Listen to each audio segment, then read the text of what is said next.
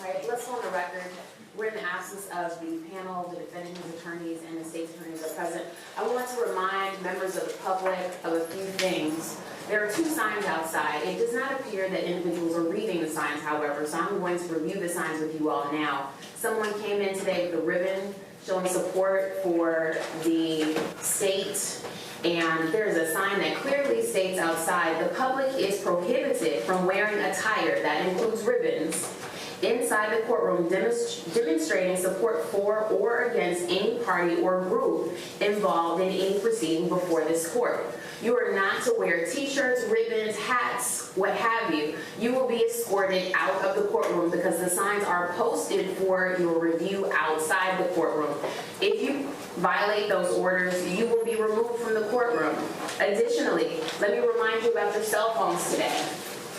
The sign outside says, please silence your phones before entering the courtroom. No, no, cell phone usage is permitted inside the courtroom. No photography or videography is permitted inside the courtroom without express permission from the court. Do not have your cell phones out. I should not be wondering what you're doing, if anything, with a cell phone, unless you are a member of the media or you are the state's investigator. Or defense, do you all have an investigator inside the courtroom? Yes. Yes, we do. Okay. You may also have your cell phone out in case you need to communicate with counsel. Thank you. Okay. Other than that, no cell phones. During the breaks, you all will not be loud like you were yesterday. We are still inside a courtroom. Decorum is key.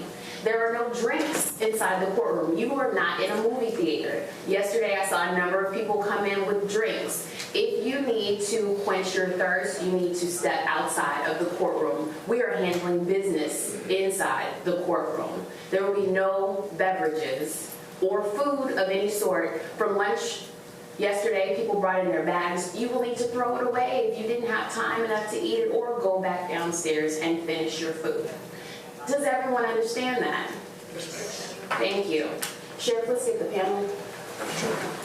And Your Honor, for record purposes, just for clarification, in terms of anybody with a ribbon, I just want to point out on the record, from my view, and I'm assuming the court's view as well, there is nobody in here with a ribbon or any sign of support at this point. Whoever it was has been taken care of, correct? Yes, they were addressed outside and spoken to. Okay, I just want to make sure that's clear for the record.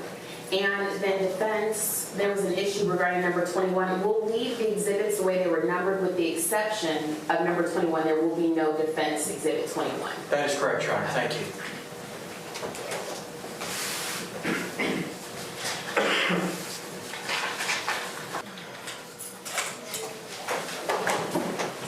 All right.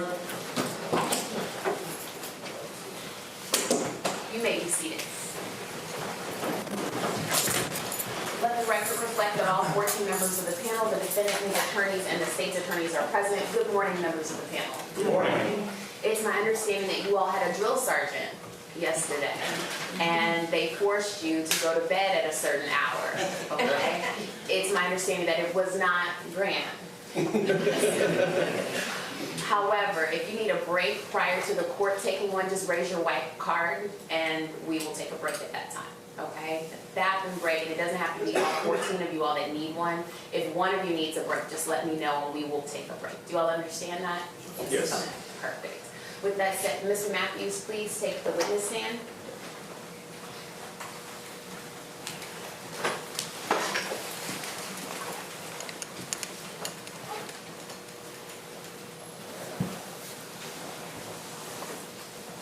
And state you may proceed. Thank you, Your Honor.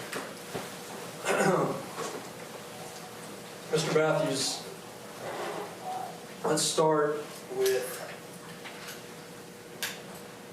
the fact that you are never going to admit that you murdered Sherry, correct? No, sir. All right, so let's just get that out of the way to begin with. Yesterday you told us your third story about what happened to Sherry, correct?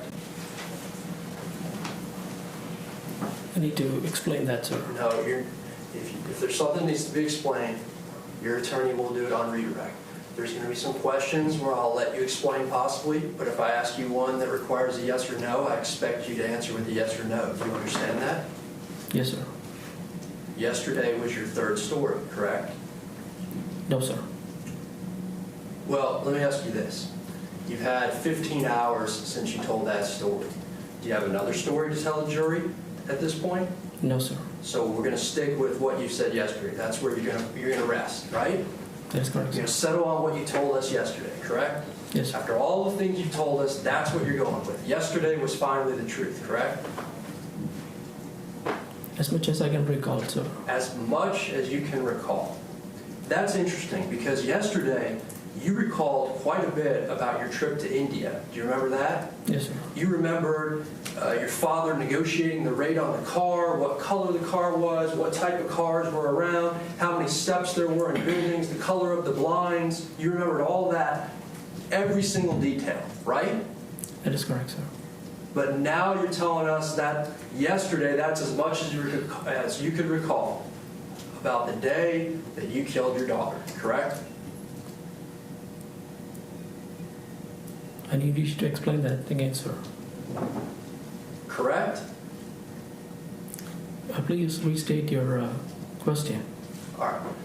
Well, again, I understand that you're not going to admit you murdered her, but I'm going to read the indictment that you pled guilty to, all right? I'm just going to read a part of it. That Wesley Mathews, hereinafter called defendant, on or about the 7th day of October 2017, County Dallas, State of Texas, did unlawfully, then and there, intentionally and knowingly, by omission, cause serious bodily injury to Sharon Mathews. That serious bodily injury resulted in her death, correct? That is correct, sir. You caused her death by your own plea of guilty, correct? That is correct, sir. All right. That's what you said. You understand what I think about this, correct? No, I don't, sir. Okay. Well, I think you murdered her, so let's get that straight, all right? That's your opinion, sir. It is my opinion, all right? So, would you agree with me when I say that the truth never changes? Absolutely. All right. Yet your stories about what happened to Sharon have had one consistency, and that's they've always changed, right? No, sir. Well, a couple things have stayed the same, but there's been a lot of changes from October 7th, 2017 until today. Would you agree with me on that? No, sir. Okay.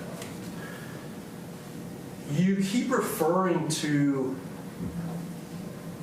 the night into the morning hours when you killed your daughter as a mistake, right? That's a wrong statement, sir. Do you refer to it as a mistake or not? Please clarify the question, sir. Okay. How about this? By your words, the night that you caused Sharon's death, right? Yes, sir. You at least admit you caused her death, correct? By omission, yes, sir. Okay. When you caused her death, you keep referring to it as a mistake, right? It was an accident, sir. Okay. Is it a mistake or no? It was a mistake of not seeking an adequate medical help, sir. Okay. A mistake, here's an example of a mistake, and maybe this is just my opinion, maybe I'm wrong on this. Here's a mistake. I thought I set my sprinklers to go off on, is today Wednesday? I still can't get the day straight. Today's Wednesday, right? Yes? Yes, sir. All right. So yesterday morning I woke up, I left my house, and I looked and I saw that my lawn was all wet, my sidewalk was wet, my driveway was wet, and I realized that I had made a mistake because I set the sprinklers for yesterday when I thought it was today. You see how that's a mistake? That can happen. Okay. That's my definition of a mistake. When you, by your own words, cause the death of your daughter and put her in a trash bag and make choice after choice to cover up your crime, I don't really consider that a mistake or a series of mistakes. Do you understand where I'm coming from on that? I was not trying to cover up any crime, sir. What was that? I was not trying to cover up any crime. You weren't trying to cover up any crime. Okay. All right. Well, we'll get to that in a minute. Would you agree with me that you've never had one of these middle of the night feeding sessions with Sharon before October 6th and October 7th, 2017. Can you repeat that statement? All right. Was it a common thing for you and Sharon to drink milk at midnight every night? Not every night. It never happened before, had it? It has happened before. It has happened before. And when have you told the police about that? I don't recall, but Okay. The answer is you haven't, all right? So now you're saying this has happened. So how often would you and Sharon have this bonding time at midnight where you were watching her drink her milk? How often would that happen? it doesn't go all the way until midnight, but probably every couple of weeks. For a couple of weeks you've been doing this? Every couple of weeks. Every couple of weeks. Throughout the course of what, a year? Yes, sir. All right. So let's say by my math that's 25 times that this happened, right? That's very likely, sir. Okay, now you never told anybody this before, but I guess we'll just take your word for it that this has happened 25 times before. Now, of those 25 times, how many other times did she choke on milk? 0. 0. But yet, this night was the night that she choked on milk, correct? Yes, sir. How many times throughout the course of the 15 months that you were her father, how many times did she choke on milk? Just that night, sir. Just that night. Right. What a coincidence, huh? Well, it's unfortunate, sir. It was unfortunate, wasn't it? Absolutely. So it had never happened before. It happened that night. You would agree with me. You sat here and listened to Dr. Ventura, the medical examiner, saying that it's an impossibility for a kid to choke on milk, correct? I heard what you said. Right. So somehow what you're telling this jury is this horrible chain of events led to the one time that she ever choked on milk happening in your garage when you were with her by yourself. It's never happened before, and it happened to Sharon that night, right? Can you please clarify that statement again? Okay. The medical examiner said it's an impossibility, right? I don't recall that she said it was an impossibility. All right. Well, the jury can decide what the testimony was on that. You said it never happened before to Sharon, correct? No, what never happened, sir? That she had choked on milk. We just went over this 1 minute ago. Right, I just want to make sure we're clear, sir. Okay. Am I clear on my question now? Please, can you state it again? Okay. You just said Sharon had never choked on milk before, correct? Correct. All right, let's talk about what you said yesterday. Yesterday, you made the story out to be that Sharon was the one that wanted to get up and eat, correct? She looked hungry and she did not sleep, so I felt like she was hungry. Okay. Yesterday, you said it was Sharon's idea. That it seemed like you were trying to make it seem like she was all excited to eat at 10 o'clock or 11 o'clock at night. Is that correct or not correct? I did not make that suggestion, sir. All right. Whose idea was it then?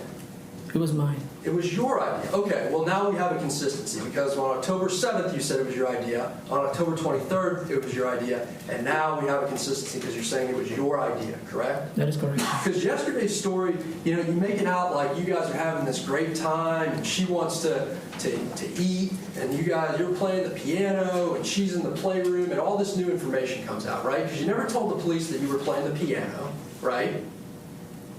I don't recall exactly my statements to the police. Listen, I've listened to 8 hours of your interview, I don't know how many times. Will you take my word for it that you've never mentioned anything about a piano before? I'm not sure, sir, what I told the police entirely. All right. It's hard to keep up when you tell so many different stories. Is that fair to say?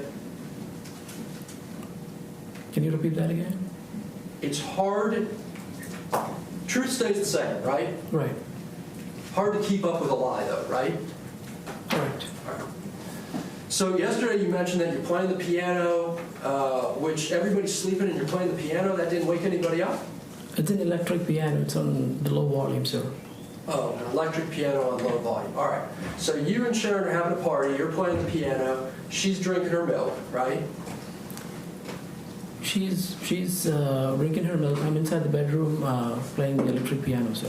Which bedroom? The corner bedroom where I have my keyboard. All right.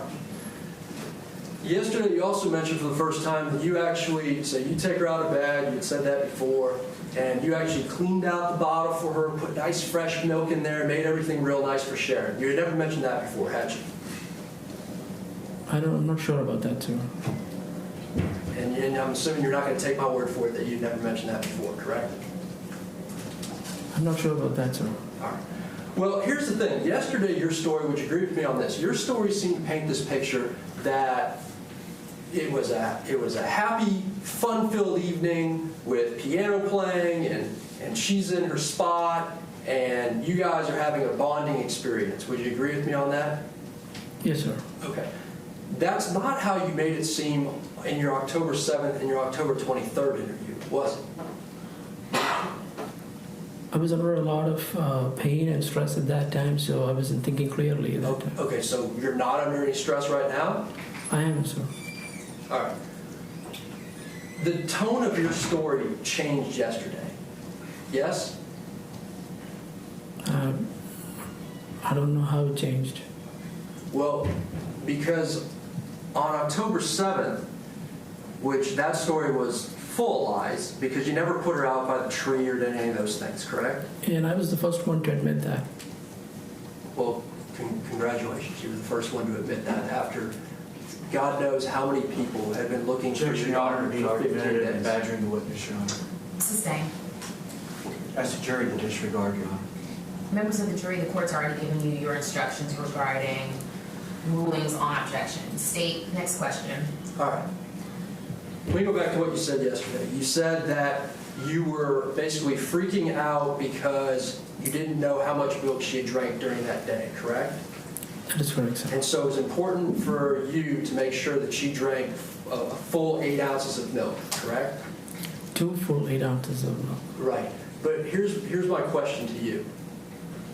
You don't know how much milk she had to drink that whole day, correct? Not an exact figure, sir. Well, for all you know, she could have already had her 16 ounces, right? I don't think so, sir. Well, you don't know that. And here's the thing. This little girl who's 3 years old, it's the middle of the night, right? Right. You have this obsession with feeding her this milk and getting a certain amount of milk into her, correct? I was under strict orders from Dr. Dakel's office, and You weren't going to Dr. Dakel's office in October. You stopped going in July. well, she told us, their office told us the next appointment was in December, so we need to come back in December. All right, so when Dr. Dakel said that you guys left and weren't coming back, she was lying about that, correct? That's what I felt. All right. So, again, you don't know how much milk she had on October 6th, do you? Not an exact number, sir. But you went on the assumption she hadn't had enough, correct? She looked hungry and sleepless, so I assumed that she was on an empty stomach. Okay, if she looked hungry and it's what time? 10 o'clock, 11 o'clock at night? I don't recall the exact time, sir. Sometime at night when she should be sleeping, correct? She wasn't feeling sleepy. She was. Not- Just listen to the question, okay? What time's the normal bedtime? What was Sharon's normal bedtime? Our normal bedtime is around 10:30. Okay, so at this point, it's around her normal bedtime, correct? That is correct. You said she looked hungry, correct? Yes, sir. Did she like drinking milk, yes or no? Sometimes she would, sometimes she wouldn't. Well, you had other options then, right? You could have given her something that she liked if she was hungry and it's the middle of the night, correct?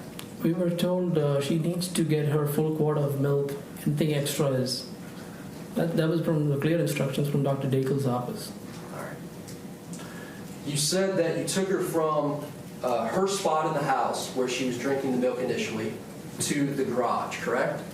That is correct, sir. Because she loved the lawnmower. That was your story yesterday? That was one of the things she really admired. Okay. You never mentioned that to the police in either of your interviews either, did you? I don't recall my exact words to the police, sir. All right. So you took her from what's referred to as her spot in the house. I'm assuming that's a spot she liked because it was called her spot, right? Yes, sir. You moved her from her spot in the house to the garage so she could look at the lawnmower, right? So I can help show her the lawnmower and the wheels of the lawnmower, so I'll encourage her to drink her milk. So being in her spot, on her terms, in her space, was not good enough, correct? She was not drinking milk standing in her spot, sir. So you chose to move her to another area of the house, correct? I asked her if she wanted to see the lawnmower and she wanted to play with it. She nodded her head. Right. And then you had her in the garage, which is further away from your master bedroom than anywhere else inside the house, correct? That is correct, sir. So you moved her from in the house to in the garage, and at this point, how long had she been drinking her milk for? I don't recall exact time, sir. Had it been at least an hour? There's no way for me to, I didn't check the time. And in your previous statements, you had said that you were getting frustrated with her because she wasn't drinking her milk, correct? More on the lines of being upset, sir. Okay. You were upset. You mentioned that it was a battle of wills. You mentioned that. Do you remember saying that? Battle of Wills. I may have said that.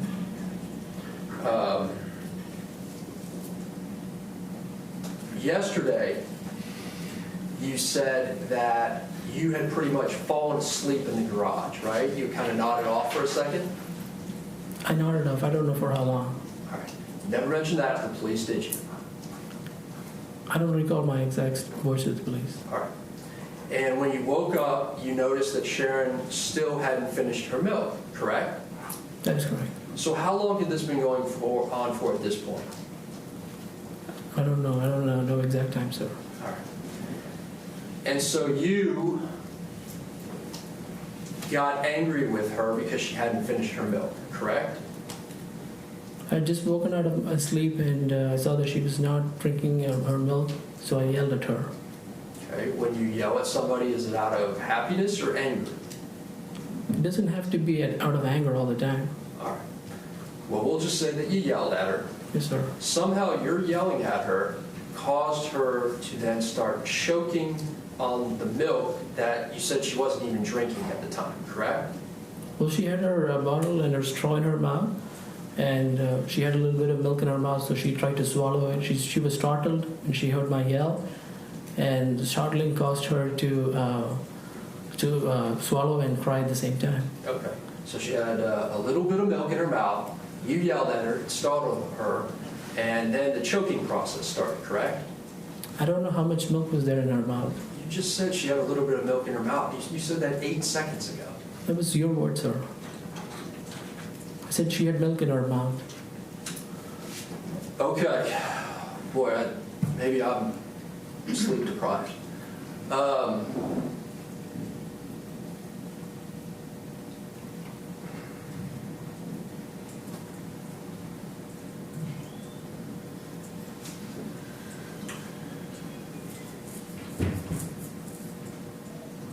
When she starts choking, you said that you went to try to comfort her or help her out, correct? I tried to cup her back and rub her back. You said that you yelled out for your wife at some point? I did. Okay. She didn't hear? I don't know about that. Well, did she come into the garage? No, sir. Did you go look for her? I was in the garage. Okay. And would you agree with me that where that garage is located, you could yell and possibly not hear it all the way in the master bedroom? I wasn't thinking about that at that time, sir. I'm just asking you a question.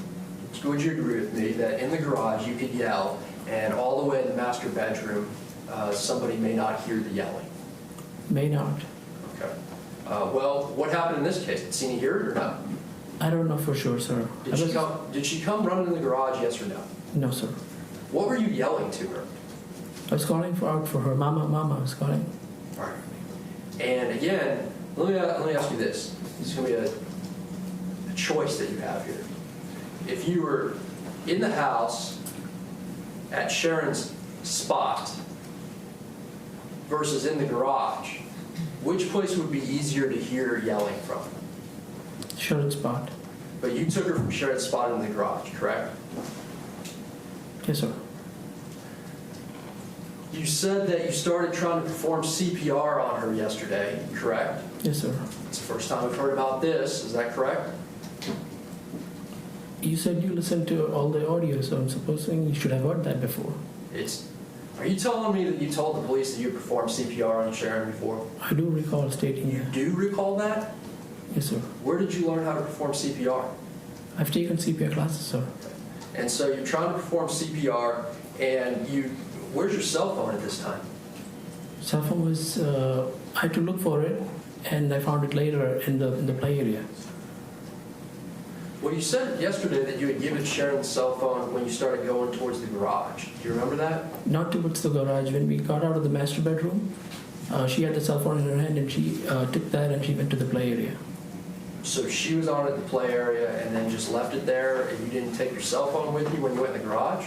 No, sir, I did not. What were you planning on doing in the garage? It's the middle of the night. You're just going to sit there and look at her? I was going to show her the lawnmower, see how it works, and get her to drink her milk. I did not want to waste time on my cell phone. So you just left your cell phone in your house, which then makes it easy to explain why you didn't call 911, because you couldn't stop doing this CPR to go all the way back in the house for your phone, correct? Sir, the key to doing CPR is not delaying, to continue doing CPR. All right. Well, it doesn't take much if your cell phone's there to hit 911, does it? Can you state that again? If your cell phone's here, my cell phone's right here where this highlighter is, okay? I'm doing CPR right here. 911, that takes about 2 seconds, right? You can just reach out your hand. It probably takes you 2 seconds, sir. Right. You didn't do that, did you? I had to go look for my cell phone. All right. On your interview on October 7th, you constantly referred to Sharon as the girl, correct? That interview is, I admitted that those were not truthful statements, and she was my little girl. Okay. I understand they weren't truthful statements. I'm saying in the October 7th interview, you referenced Sharon multiple times as the girl, correct? I don't recall how many times, sir. Okay. And then on the October 23rd interview, you did a better job referencing her as Sharon. The girl wasn't referenced as much in the October 23rd interview. Would you agree with me? I don't recall that. And then yesterday, you said Sharon's name in the first probably 8 minutes of your testimony more than you have in both interviews, the 8 hours combined. Would you agree with me? I don't recall that, sir. You don't recall that. All right. Well, it was yesterday, so I understand. On the October 7th interview, you told Detective Diaz essentially that you felt tricked by the Indian government about what kind of little girl you were getting, correct? I did not use that exact same language. All right. Would you use the word that you got a defective girl instead? That's not the language I used. You don't use the word defects? You don't refer to Sharon as having defects? Sir, English is not my primary language, so sometimes words may not exactly reflect what I am. Let me ask you this. You saw the text I put up there yesterday, right? Yes, sir.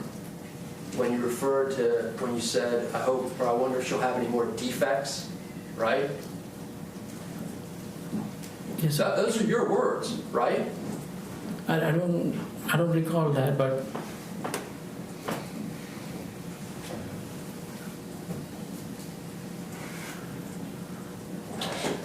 You ever had, a product that doesn't work properly?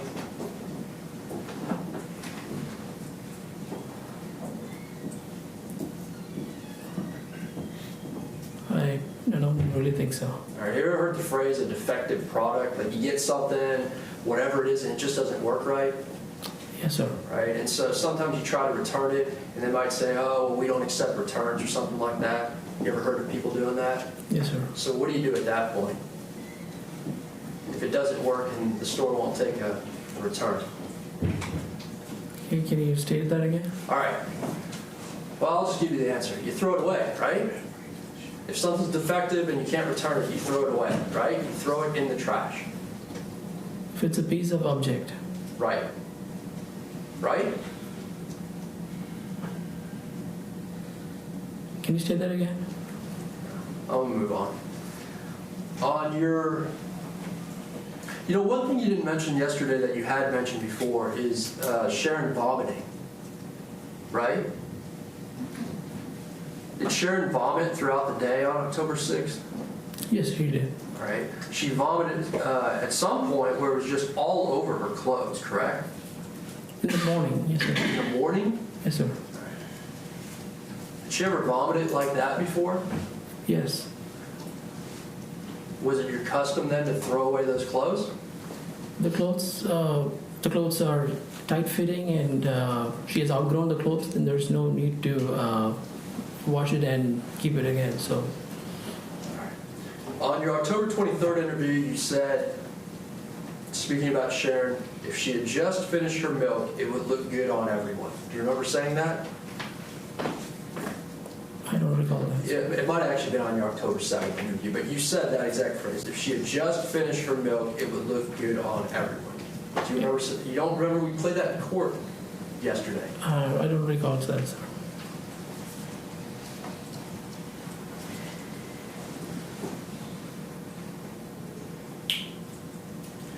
You didn't mention yesterday about Sharon getting cold and stiff, correct? I don't think we got to that level yesterday. Okay. So tell the jury again how that process worked. Which process, sir? Well, I don't know. You told a few different stories. Why don't you just tell, as you sit here today, tell the jury what you remember about Sharon getting cold and stiff. Just go ahead and tell them. Well, I performed CPR, kept on performing CPR, and at some point I got really tired. My knees were aching, and my back was kind of locked up. So as I tried to relax and tried to straighten and get my body straight so I could continue CPR, after a while I noticed that her body had started to get hard, sir. Okay, after a while, how long? I don't know that, sir. All right, well, in your interview before, you talked about how it was pretty much instantaneously. Would you agree with me on that? That's what you said before. That happened very, very quickly. I didn't say that it happened very quickly. I just, it was a short interview, sir. Okay, well, in your interviews, you said that she choked around 3 or 3:30 in the morning, correct? I don't recall that, sir. Okay, and today you don't know what time she choked. It could have been 10 p.m., could have been 3 a.m. You just don't know at this point, correct? I think it was around after 2:30 or so. Okay, well, we know that you left your house at 4:19 in the morning because we see your vehicle leave your house at 4:19 in the morning, correct? I think so. All right, so we know that's less than 2 hours, correct? Yes, sir. So by your account, if she died at 2:30 or 3 o'clock in the morning, she couldn't have developed stiffness or rigor, according to the medical examiner, correct? I don't know what the medical examiner bases her findings on. Probably her years of study and education and the thousands of autopsies she's done, as well as all the literature she's read. That would be my guess. Would that be yours? No, sir. All right.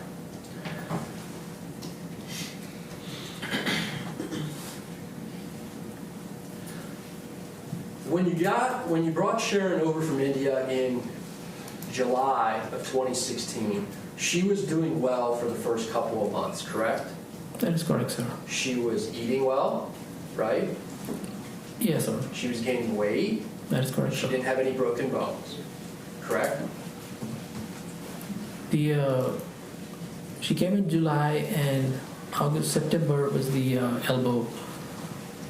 But between July and when she broke her elbow in September, she didn't have any problems, correct?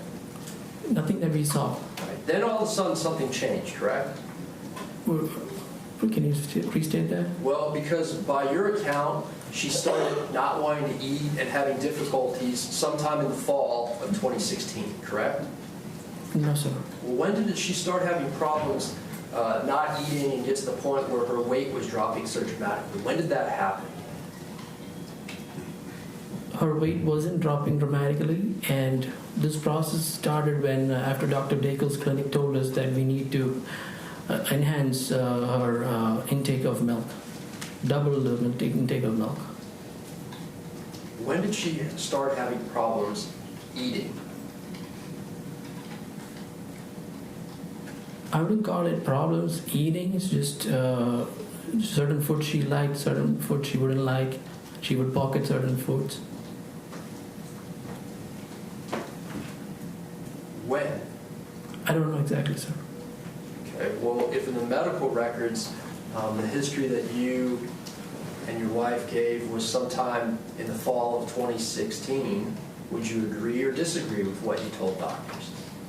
Can you restate that? All right, you told doctors that she started having issues with feeding in the fall of 2016. Do you remember saying that or no? Her feeding therapy started in 2017, sir. Right. But you told the doctors that she started having problems late in 2016.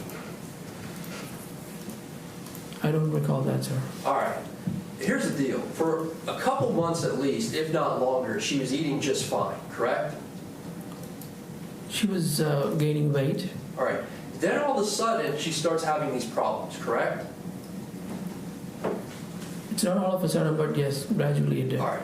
And then all of a sudden, she has the broken arm in September. In the winter, she has 2 broken legs. And then in February, she has 2 broken shoulders, correct? Wrong, 5 broken bones in 5 months. That is wrong, sir. That's wrong? Yes, sir. You're telling me that Dr. Daigle and all the people that looked at those skeletal surveys, that they got it wrong? That Sharon did not have 5 broken bones? Well, there was no, the only broken bone was the elbow. All the others were healing fractures is what we were told. The only one that was reported was the elbow. All right, you heard what Dr. Daigle said. Dr. Daigle said that Sharon had 2 broken legs, tibia and femur, that happened a few months before the skeletal survey, correct? Can you state that again? Dr. Daigle, I'll go fracture by fracture. Dr. Daigle said that Sharon had an elbow fracture in September of 2016. You would agree with me on that, correct?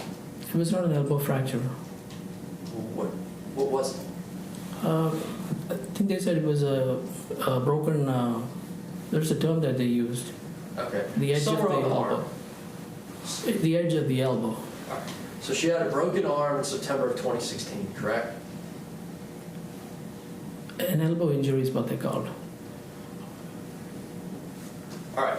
Dr. Daigle also testified that she broke her tibia at some point between what would have been September of 2016 and approximately January of 2017, correct? No, sir. All right. She didn't testify to that. Did Dr. Daigle testify that Sharon had a broken femur that would have occurred sometime basically between September of 2016 and January of 2017? Yes or no?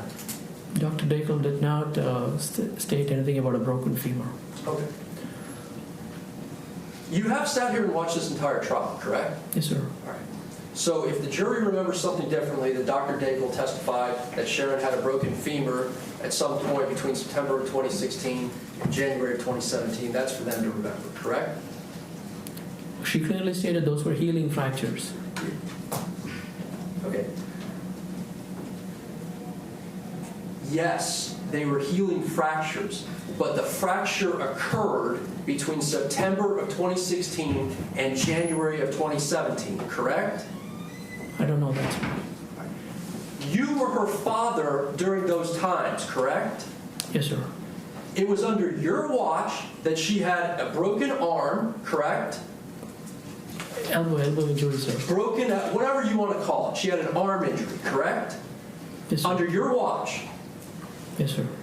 She had a broken tibia under your watch, correct? Wrong. She had a broken femur under your watch, correct? Wrong. And she had 2 broken shoulder bones under your watch, correct? Wrong.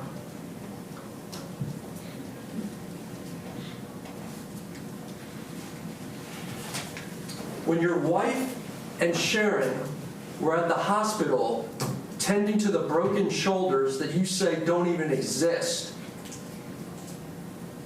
Sini told you that the bone looked like it was infected and that she might have a septic joint. Do you remember that?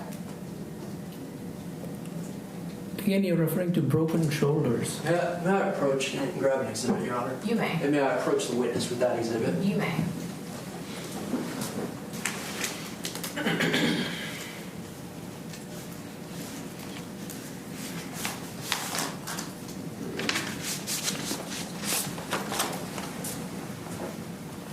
Mr. Mathews, I'm going to show you what is marked as States 57, all right? These are iMessages between you and your wife, all right? And if you need me to confirm where they're from, I can bring the cell phone extraction, I can bring all that stuff, but this is so it's easier to read. Do you understand?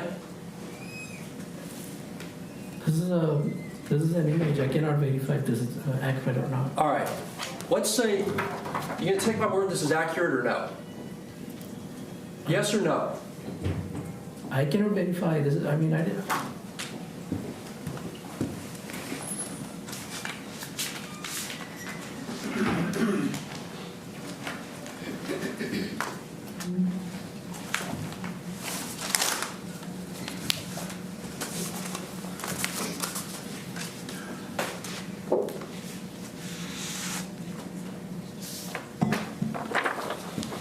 Take a look at State 63. You see that? That's a spreadsheet from the cell phone extraction that the FBI did on your cell phone. You want to take a look at every single one of those texts in there? Yes, Go sir. ahead. Take as much time as you need. And tell me if you think that's accurate or if the FBI is making things up. Well, this document doesn't say it's from the FBI, sir. All right. That's fine. I'm not going to get anywhere with this. Let me ask you this, though. What does that say right there? It says septic joint confirmation. Okay, that sounds pretty bad, doesn't it? I don't know, sir. You don't know. All right. You going to agree with me that your daughter was at the hospital because she had a fever and her shoulders were in horrible pain, and so your wife took her to the hospital on February 8th, 2017. You going to agree with me on that? Both of us were there, sir. You were texting each other in the hospital? No, sir. I had gone to pick up Shayna. Okay. So let me ask you this. So your wife is texting you, kind of giving you an update on what's going on with Sharon, correct? Yes, sir. All right. You're with Shayna, correct? Yes, sir. How did you respond to the news about the septic joint confirmation? What did you say? Read that right there. It says watch movies so you're not bored. Watch movies so you're not bored. Did you ever say we need to pray for Sharon? No, you didn't. I believe that was when... No, you didn't. Objection, Your Honor, to not allowing the witness to answer his question. What's your response, sir? Did you? Oh, I'm sorry. Can you repeat your questions? Did you ever say to your wife, we need to pray for Sharon? On the phone, yes, sir. Okay.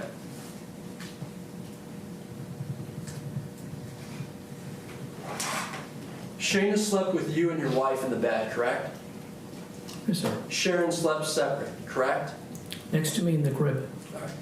Next to you at the crib. All right. Not in the bed, though, right? There's no space for all four of us to be in the same bed. Well, guess who got the short end of the stick there? It was Sharon, huh? Actually, that's the best place for Sharon. That's where she liked to sleep.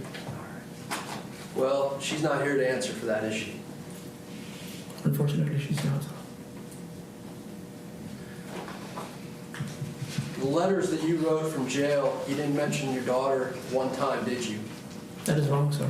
That's wrong. Yes, sir. Multiple times I've mentioned about my daughter in letters. I guess they're the ones that we didn't get, I guess, right? Another coincidence. All the letters we got that are in evidence, and I'm not going to read every single word because that's up for the jury to decide. If they want to read every single word, that's fine, but we value their time. You would agree with me on that, correct? Yes, sir. And so if they want to look at every single one of those letters, they can see if you mentioned Sharon one time. Do you agree with me on that? Those may be letters you handpicked out of a bunch and you keep it for your records. Okay.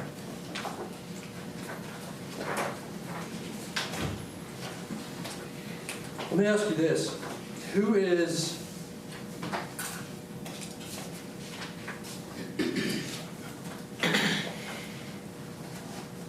Clayton Miller? He used to be right next to me. And you remember writing a letter to Clayton Miller on December 9th, 2018? Yes, sir. Tell the jury what Clayton Miller is charged with. I did not know that, sir. You didn't know that he was charged with murder? I did not know that. In your letter to Clayton Miller, charged with murder, on State's Exhibit, which is in State's Exhibit 76, you start off with Clayton, buddy, with an exclamation mark. That's your buddy, Clayton Miller? Well, he had moved to another location, so You're talking about, man, I loved Seabiscuit, awesome book. Do you get to read good books? Do you get to be a trustee? You're asking him all kinds of stuff, right? some of those, yes, sir. Okay, this is your friend, Clayton. Clayton Miller is your friend, right? Not a close friend, but he was right next to me, and then he was moved to another location. Clayton Miller charged with murder. You're sitting in jail, and you guys are writing letters. You're writing letters and calling him your buddy. Yes or no? I did not know what he was charged with. Okay. Well, now you know. After you told me, yes, sir. All right.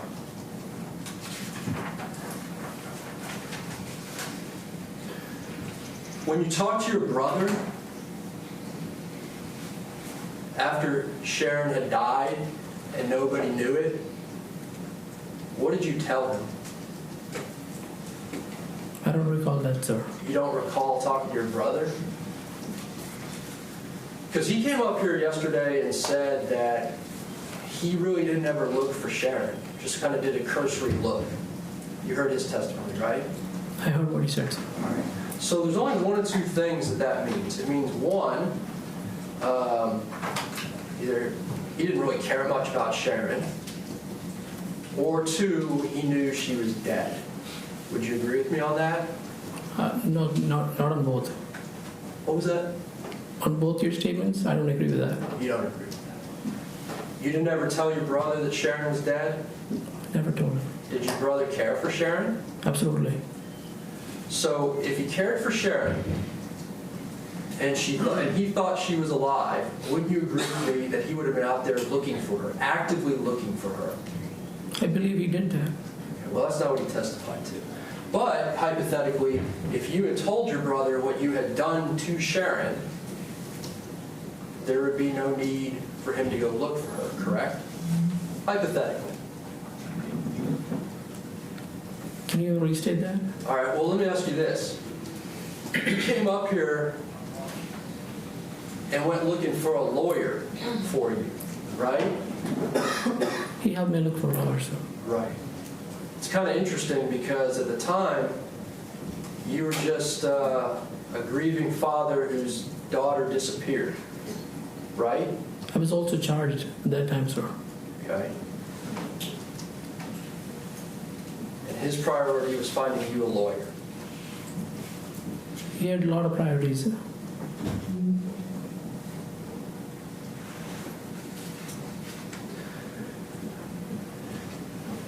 After Sharon died, we already went through the fact that you didn't go to Sini, who's a nurse, and have her help you, correct? That is correct, sir. You didn't call 911, correct? That is correct, sir. You turned off your location services on your phone, correct? To Sini's phone. Right, but you turned it off so that, well, you turned off all your location services. No, sir. Only to her phone? That's right. All right. So you turned off your location services to Sini's phone. That is correct, Right. sir. And then your first reaction was to put Sharon in a trash bag, correct? I wouldn't call it a trash bag, sir. What?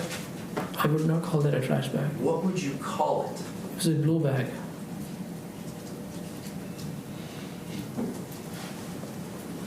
You're at your house. Yes, sir. There's bedding, right? There's what? Bedding, there's sheets, there's blankets, there's all kinds of stuff. If you want to go and dump your daughter, that's on you. But the way that you handled it was putting her in a trash bag. I've never used that for trash, ever. What do you use the bag for? It was never used. Okay, so you just happen to have a random blue bag that looks very, very much like a trash bag that you put your daughter in, correct? Wrong, sir. Your Honor, may I approach the exhibits again? You may. Thank you.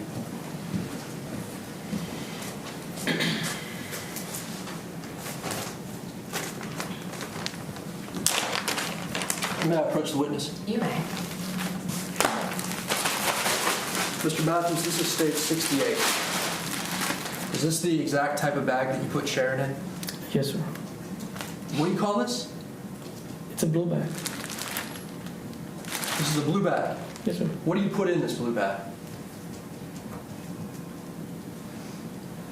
What do you put in this blue bag generally, besides your daughter? I've never used it before.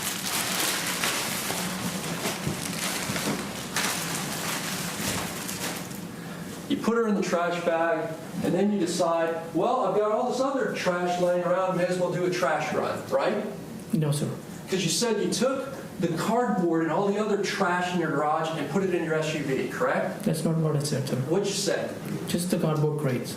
Just the cardboard crates. So, well, while I'm dumping my daughter, who I just killed, I may as well throw some these cardboard crates away as well, right? That's what you're telling the jury?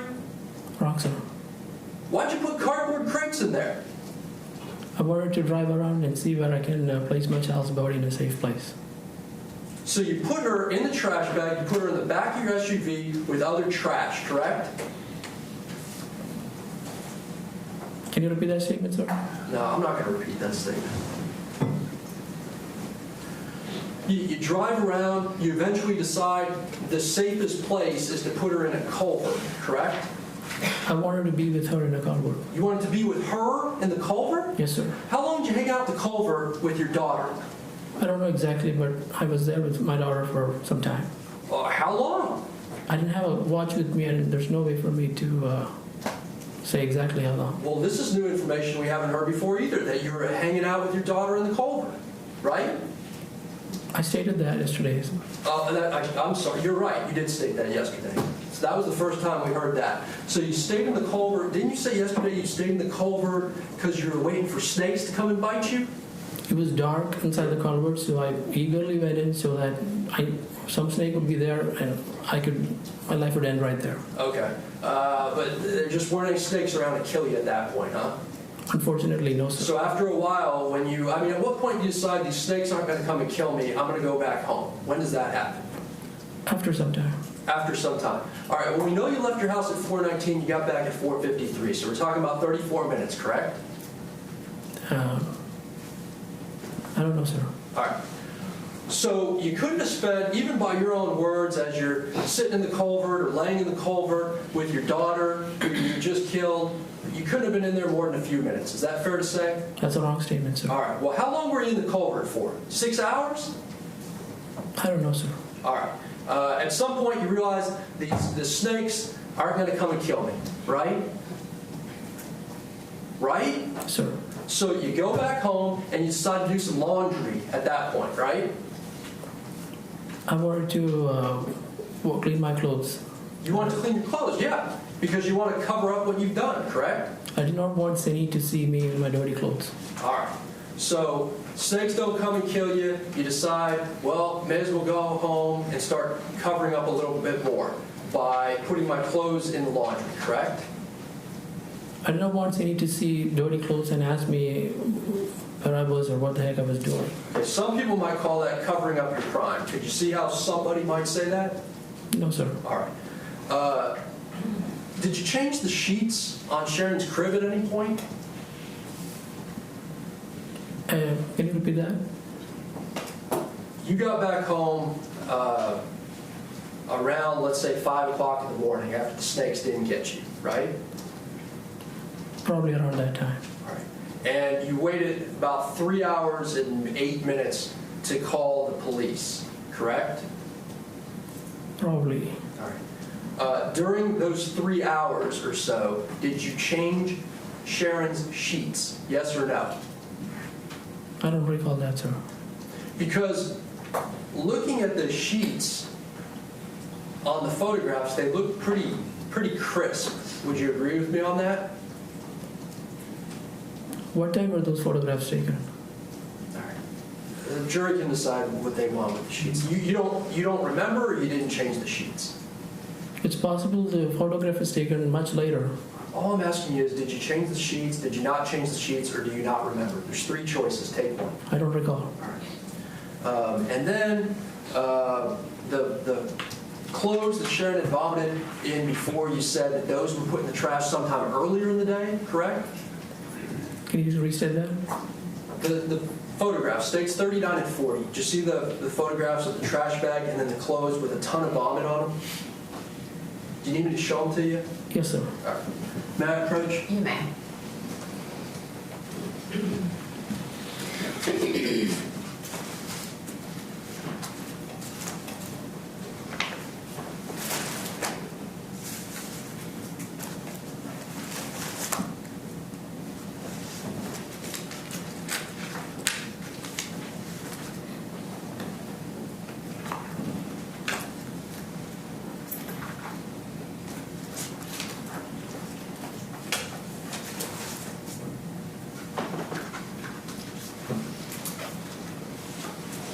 And may I approach the witness, Your Honor? You may. Thank you. Mr. Mathews, I'm showing you states 39. It's a trash bag, right? Will you at least agree with me that's a trash bag? It's a plastic bag. Okay, what's inside the plastic bag? I don't know. There, that's what's inside the plastic bag, states 40. Your daughter's clothes, Sharon's clothes with vomit all over them. Would you agree with me or no? Do you agree that's vomit on clothes or no? That's very likely, sir. Very likely vomit on clothes. For jury, here's what we're talking about, states 40. They can decide for themselves if that's vomit or not, correct? So when were these clothes thrown away? If I recall correctly, the morning, October 6th. After you got back from the culvert or before you got back from the culvert? October 6th, Friday. Okay, October 6th, not October 7th, correct? Yes, sir. All right, so sometime early in the morning she had that vomit. And did that frustrate you when she was vomiting like that? Sir, you're not understanding the timeline. Those clothes with vomit was October 6th, early morning. Right. Or sometime morning. I am understanding the timeline. What I'm trying to establish is the morning of October 6th, were you already getting frustrated with her, yes or no? Friday morning? Friday morning, October 6th, when she's vomiting like that, were you frustrated with her or were you not frustrated with her? Not frustrated with her. Eventually, at 8:08 in the morning, you decide to call the police, correct? Which day? You got to specify the date. On please, sir. October 7th. Yes, sir. Okay. After you'd washed clothes, maybe you may or may not have changed sheets, you then call the non-emergency line of the Richardson Police Department, correct? Can you simplify the question? You did not call 911, did you? Right. You did a Google search for the Richardson Police Department, found the number, and called that number, correct? That is correct, sir. All right. And then you lied to the police over and over on that day and sent them on a 15-day hunt for your daughter when you knew exactly where she was, correct? I regret that those actions, sir. Right. Well, I understand you can say you regret whatever you want as you're sitting up there on the witness stand, but all of that is true, correct? All of what, sir? Everything that I just went through after the time that Sharon died through the point where her body was discovered on October 22nd, 2017. Do you need me to repeat that list of things that you did? Oh, no, sir. No? Or yes? No, sir. Okay. You did all those things, correct? Again, please list out the... All right. You didn't call your wife for help, correct? Yes, sir. You didn't call 911 immediately, correct? Yes, sir. You turned off your location services to your wife, correct? Yes, sir. You put Sharon in what you refer to as a blue bag, correct? Yes, sir. You got the cardboard crates and put them with your daughter in the back of your SUV, correct? Yes, sir. You drove around Richardson looking for a place to dump your daughter, correct? I did not dump my daughter, sir. Okay. To safely keep her in a nice, comfortable culvert. Is that a fair assessment of what you're saying? to a place to protect her body, sir.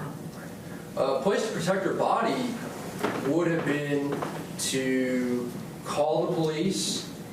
Medical examiner's office shows up. They do an autopsy on her.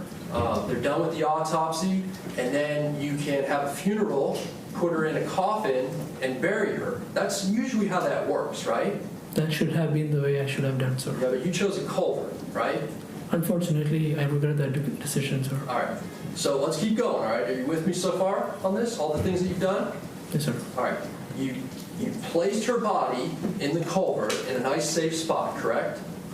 Which I thought, yes, sir. All right. Snakes didn't get you, so you came back home and washed clothes, the clothes that you were wearing, correct? Yes, sir. You may or may not have changed Sharon's sheets, correct? I don't recall that, sir.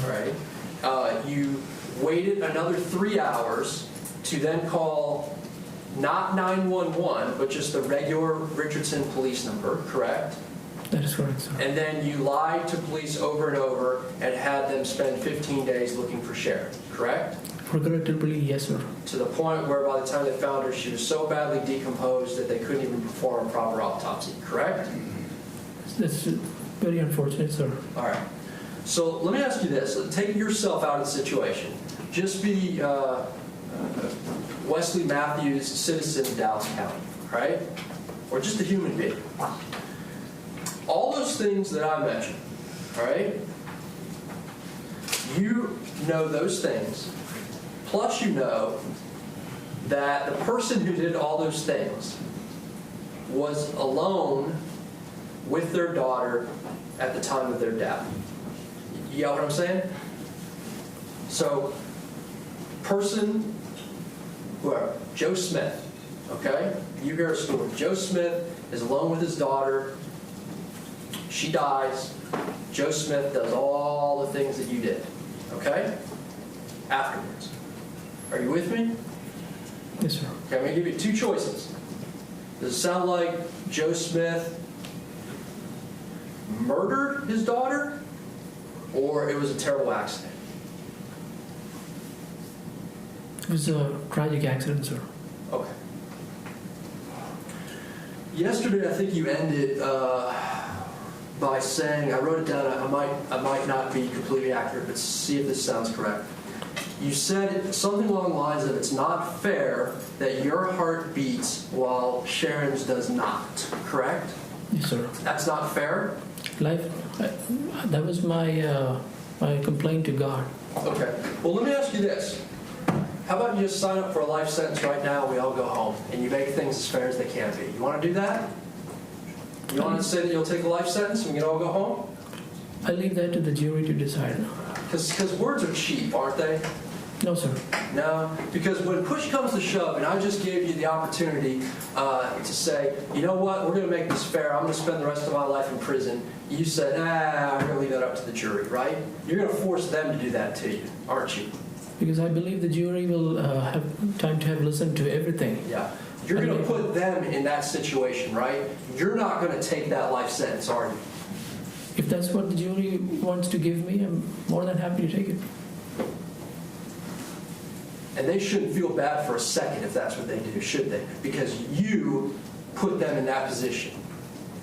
Well, I believe jury would have listened to everything that there is to listen. They have to listen, and they'll make a right call on it, sir. Yeah, they've had to sit through 3 days of horrible testimony. They've had to see photographs that are beyond horrific. Right? Your Honor, I'm objecting to this line of questioning. He's criticizing this defendant's right to his constitutional right to have a trial by a jury, Your Honor, and choosing that right. State your response. You know, I'm not criticizing his right to have a trial. I'm asking him, he made the statement that things aren't fair, that he's alive and his daughter isn't. All I'm giving him is the opportunity to make things right. If that's what he wants to do, then he can make things right and sign up for a life sentence. That's all I'm asking him to do, and he said he doesn't want to do that, so I'm going to move past it. Okay, sustained. Let's move past. Next question. All right, this is it, Mr. Mathews. This is the last time. Well, your attorney may have some more questions for you, but I'm going to give you one last chance. You gonna tell us what happened to Sharon? What really happened to Sharon? I already stated what happened to my daughter Sharon, sir. I'll pass the minutes. Defense?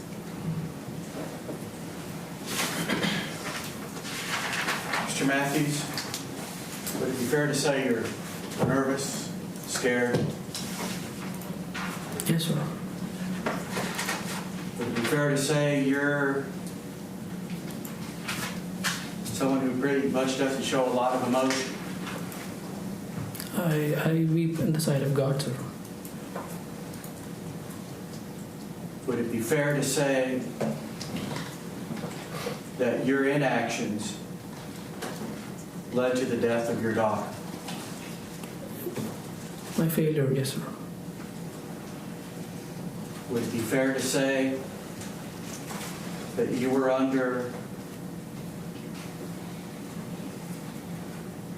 a lot of stress and fear of CPS and the milestones you needed to meet with Dr. Dakel's office,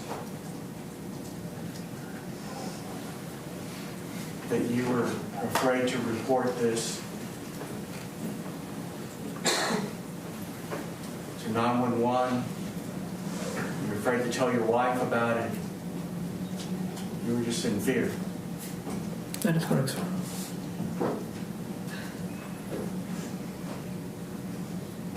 Would it be fair to say you were trying to protect your daughter and your wife from seeing your daughter passed away? Yes, sir.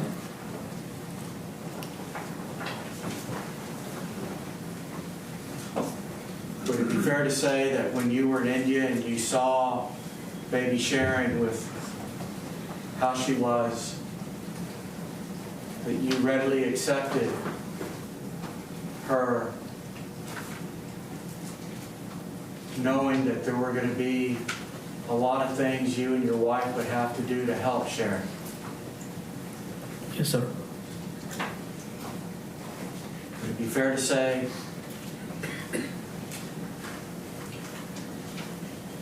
that you cared for and loved Sharon? Absolutely, yes, sir. Would it be fair to say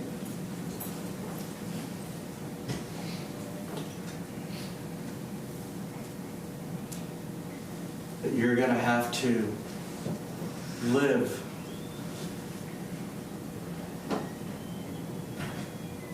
with the results of your inactions for the rest of your life? Yes, sir.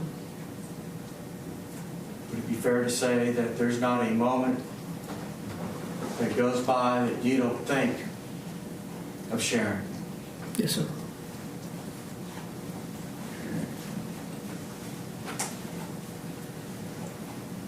Would it be fair to say that there's not a moment that goes by that you don't think about how you, by your inactions, destroyed your family? Yes, sir.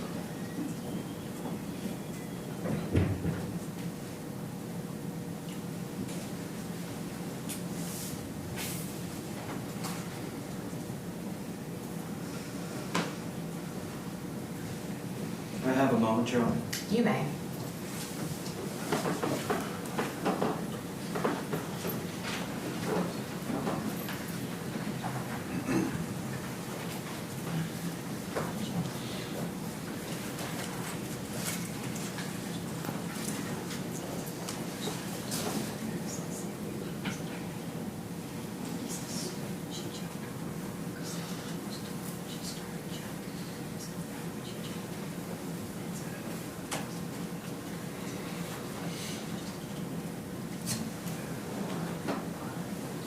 Mr. Mathews, when we go back to the garage and your daughter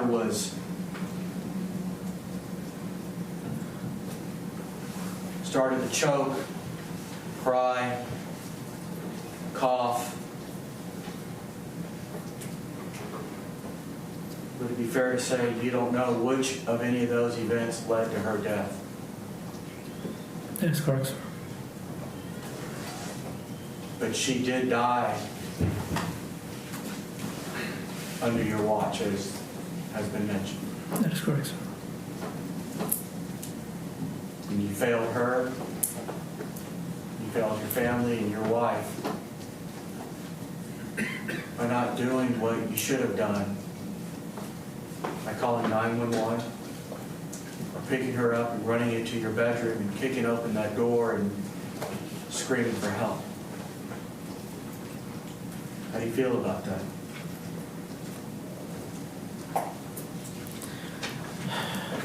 Looking back, it's like I cannot understand.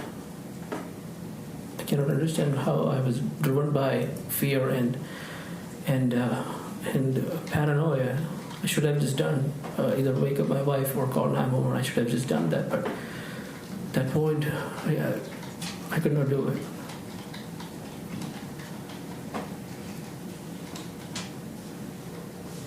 Would it be fair to say that during the multiple interviews you had with law enforcement, you tried to answer the questions? Some you lied, some you told the truth. Would that be fair? That is correct, sir.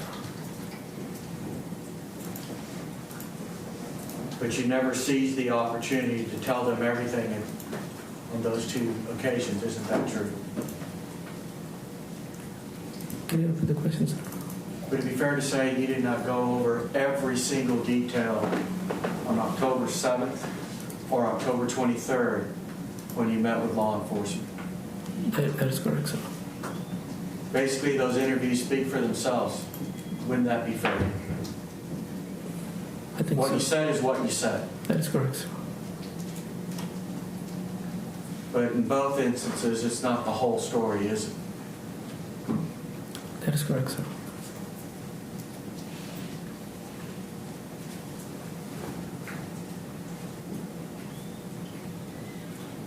If you had to do it all over again, and I know we don't get any mulligans and we don't get any do-overs, Mr. Mathews, but what would you have done different?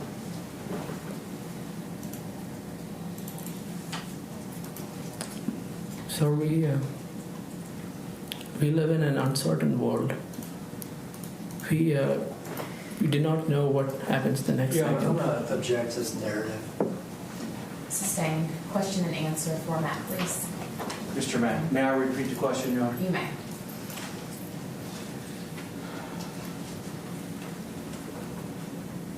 Mr. Mathews,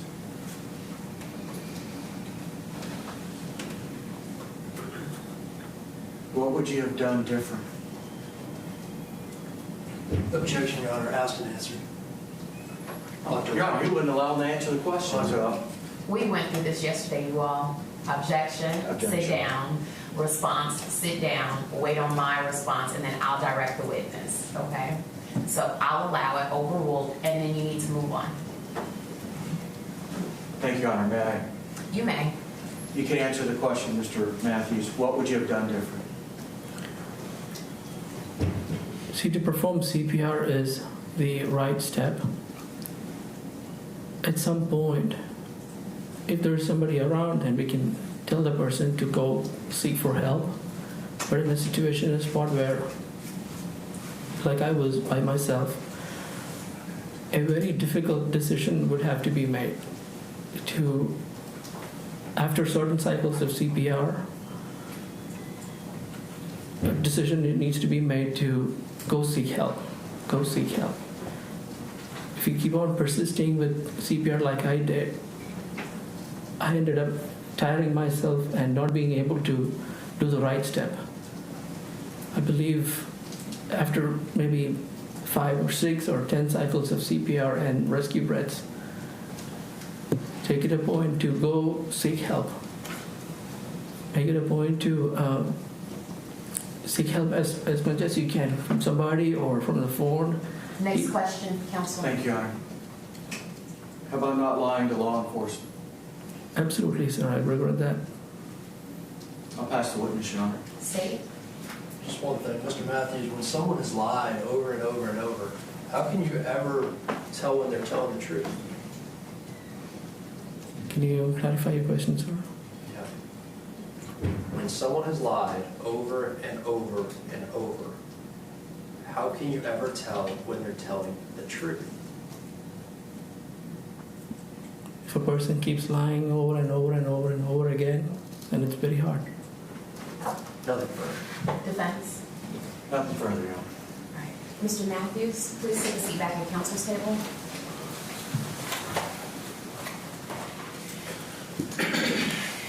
And defense, please call your next witness. Your Honor, may we approach? Come on, Lisa, let me know when you're ready.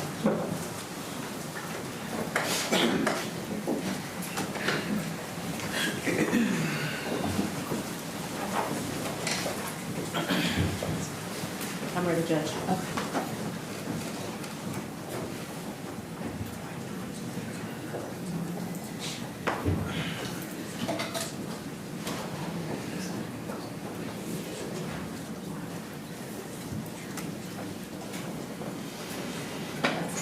Sure, let's take the panel out. All rise.